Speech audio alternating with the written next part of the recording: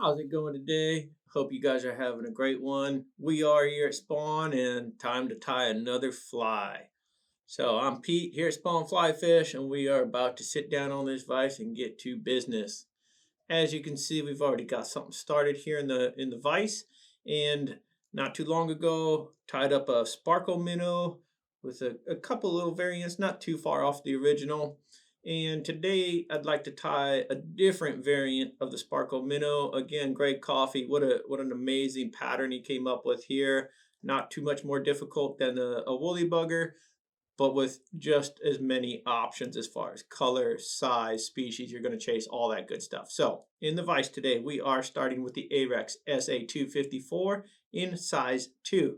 For the bead, we do have the Spawn slotted tungsten football bead. This is a 7.5 millimeter in pink. So got 10 wraps of 0.025 lead-free wire there just to keep that bead in place. And now I'm going to get some thread going here. I've got some purple, and this is 6/0. So anything 140, 6/0 should be just fine. And we're just going to secure these weighted wire wraps with some thread wraps. And X shapes, and then we'll come straight on, really sink all those thread wraps in. All right, so now let's just go down this shank just past, and I mean just barely past that last flat portion where it starts to curve. That's where we're going to start and put our tail. So for the tail today, we're going to go with some pink and purple. I've got some light pink Marabou here and some purple Marabou. And so all I'm going to do is, again, this fly is jig style, right? So it's going to sit like so, and keep that in mind because the first color we're going to put on is the top, not the bottom. So let me just get a chunk of Marabou off this quill because as I talked about in the last Sparkle Minnow video, I'm just not a fan of that quill in the Marabou. However, if that's your jam, by all means, go for it. I'm really not going to even these tips. I like the rough little bit going on here. And again, just ever so slightly longer than that shank is going to be just fine. Let me transfer that grip. Get a couple of angled wraps here to kind of control the butts a little bit of the Marabou. And then we will just simply wrap that down. And we did give ourselves a little indicator as far as where we wanted that to stop. So just a little check and good to go. All right, so let's trim the quill and butts out here. And much like we did in the last one, I'm just going to make sure that it's even with the end of the weighted wire wraps. And then when I get all this stuff tied down, like so, it's going to create a more even underbody, which of course is ever important in the overall scheme and look of our fly. All right, so there's the top of the tail. And for this two-tone, again, going pink and purple. So let's get some pink going here. And we'll have the underside of our tail ready. And once again, not feeling the need to really trim or rip any of those ends of the fibers there. Just going a little bit rustic on this. And what we don't want to do is pull those over onto the other side. Keep all this where it's supposed to be. One is just grabby. So grab no more, little friend. All right, tie that all the way back down to where we tied off the purple. Just check our sides here, make sure we're good. Looks pretty good. And once again, we're going to trim that so that those fibers are going to end on the back end or back side of the weighted wire wraps. Get all that goodness tied down really well. And now you've created a very strong foundation or base, underbody, whatever you want to call it. And that's key. All right. So this is going to be a little different than the last one. Last one we used loops and a bunch of ice dub. Today we are going to change it up and talk about some brushes.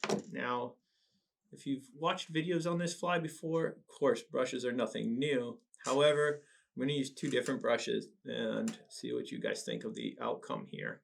The beauty about brushes, and this is an Anadromous brush from EP in fluorescent pink. So as you see these fibers come out from that metal core going perpendicular, and so you think, well, when I wrap this, I'll just stroke it back. And that's exactly the ease of of a brush. But as you can see, like had I gone the other direction, it holds that way as well. So don't freak out as far as one end is more important to tie in for this versus another. Nope, it'll work either way. All right, so I've got that bare little space here on the wire itself. And so I'm going to tie this in on the very bottom of our shank. And so like that first loop that we tied the last version, we filled out with some pearl iced up. So this is replacing that second loop, if you will, that will just simply come over and create a ventral or bottom side for us. And then as far as our main working brush for the body, I've got a sparkle brush in purple. And so let me get that guy tied in. And honestly, folks, we're going to be pretty close to done with this fly already. It's amazing what you can do with these brushes. They're not for everything, and they're definitely not for everyone. However, time crunches, a pop-up trip, or you're looking at the weather on Tuesday and Thursday looks great for coho fishing, and you need some bugs. This is one great way to get a bunch of them tied in a hurry. So this I am going to treat like a loop. So this is essentially you're buying a pre-done loop when you buy a brush, right? No loop needed. You don't have to sit there and fill it and spin and all that good stuff. It's just ready to go. So touching wraps, and this is where it gets a little bit off for me as far as tying a bunch of these with brushes, is that it's going to consume a good portion of this brush. Now, again, I'm more of a loop person, and I like putting my own stuff in there, get combinations, whatever it might be, right? And at the end of it, I have a pretty good control over my costs, if you will. With brushes, you're giving up some of that control. However, you're trading it for convenience and ease.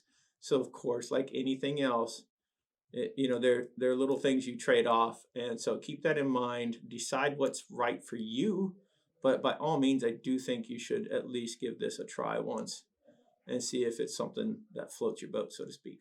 All right. So as you can see, like I'm really getting down to the back portion, just a few inches left on this brush as far as the wire, and it's starting to fill in, but you see it took some time. And if I were using a cone, I'd really want to get a bunch in there to help solidify that cone. But fortunately, we're not using a cone. We are using a slotted bead. So right up to it is all I need. Tie off, pull down those thread wraps. Make sure that's solidified very well. You can get a couple more in there. And then come in and as carefully and cleanly as you can, go ahead and trim that little wire out. There we go. Not the easiest thing in the world getting that to cut, but there you are. All right. If you have a little comb, great. If not, your bodkin will work.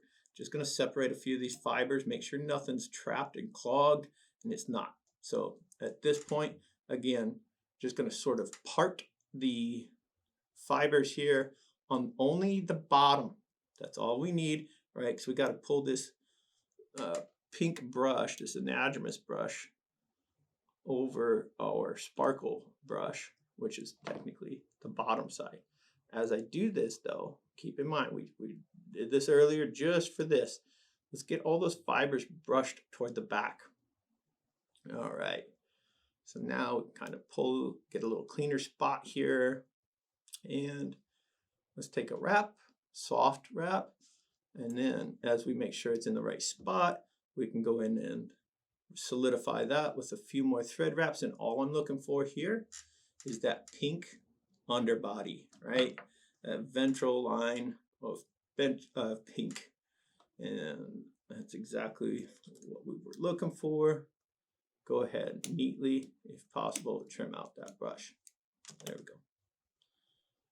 And time to put the thread to work and get a nice clean thread neck built up there. Not only to solidify that brush and hold it down in place, but also, again, re-solidify, if you will, or reiterate the positioning of that bead. Pretty important. So let's get the whip finishes done here. And this thing is screaming, please go fish me.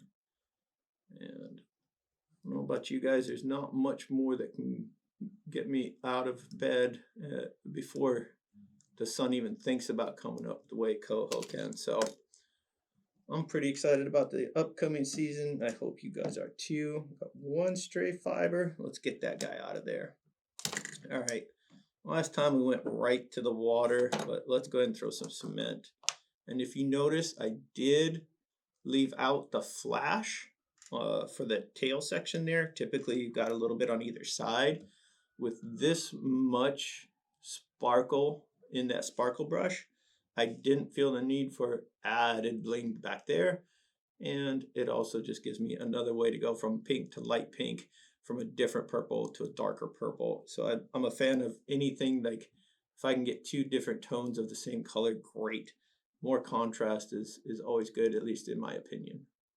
Might not be for everybody, but that's okay. We are all individuals. We're all going to tie our flies slightly different ways, and we all fish slightly different ways. So we shouldn't necessarily tie everything exactly the same. That'd be a little different. All right, so we're getting a nice little coat of cement around all those thread wraps so that this thing can be as strong as possible. At this point, I am going to pop this guy out and see if we can't get that body wet for you and give you a better idea of what this is going to look like after it's been saturated. Oh yeah, that's nasty. I could just pull the, I wish you guys could see this, but I'm not going to do that to you. Let's see what this guy looks like. One prim. Run the fingers down the side of it, and voila. So there we have it, folks.